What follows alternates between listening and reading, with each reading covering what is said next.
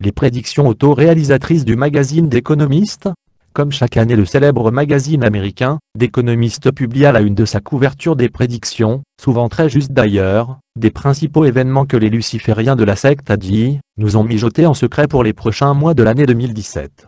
Il faut savoir que le magazine, d'Economist n'est pas n'importe quel magazine, puisqu'il appartient au plus grand milliardaire de la Terre, et qu'il est détenu à 50% par la branche anglaise de la famille Rothschild, et celle de la famille Agnelli, alors que le reste des 50% est détenu par d'autres satanistes, tous des milliardaires qui opèrent dans l'ombre pour détruire l'humanité et faire aboutir leur grand projet luciférien, celui de chasser Dieu de la Terre, et de le remplacer par un nouveau Dieu, Lucifer.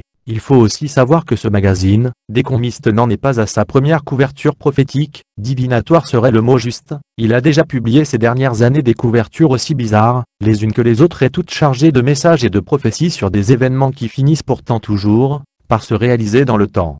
Tout le monde se souvient encore de la couverture de d'Economist de janvier 1988, qui prophétisait la mise en place d'une nouvelle monnaie mondiale unique pour 2018, et la situation économique mondiale actuelle semble lui donner raison. Mais revenons à l'essentiel de cet article, la couverture du magazine, d'Economist pour l'année 2017, qui nous annonce que l'année 2017 sera une année dominée par le règne du nouveau roi du monde, le nouveau président des États-Unis, Donald Trump. Sur la couverture on peut voir 8 cartes, mais les deux seules cartes qui ont bougé sont la de l'âme et la 8e carte, c'est-à-dire celle du jugement, et celle de l'étoile de star. Le reste des cartes sont restées stables, ce qui signifie qu'elles n'influeront pas sur les événements du monde durant l'année 2017. La carte du jugement la seule qui a basculé vers la gauche, et on y voit un célèbre personnage, c'est le nouveau président américain Donald Trump, qui a été élu le 20 janvier. Il est représenté dans la stature d'un roi, assis sur un énorme drapeau américain, qui couvre toute l'Amérique du Nord, et une partie de l'Europe. Le reste du monde semble être resté en dehors du drapeau états-unien.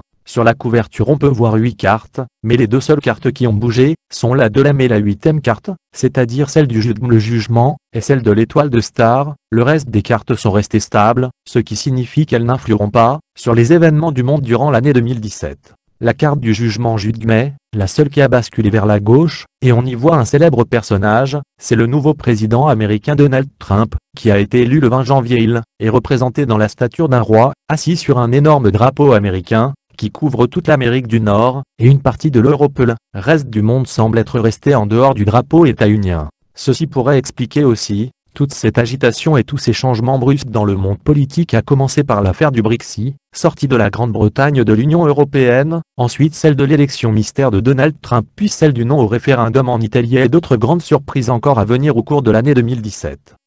En France surtout, et ailleurs probablement aussi.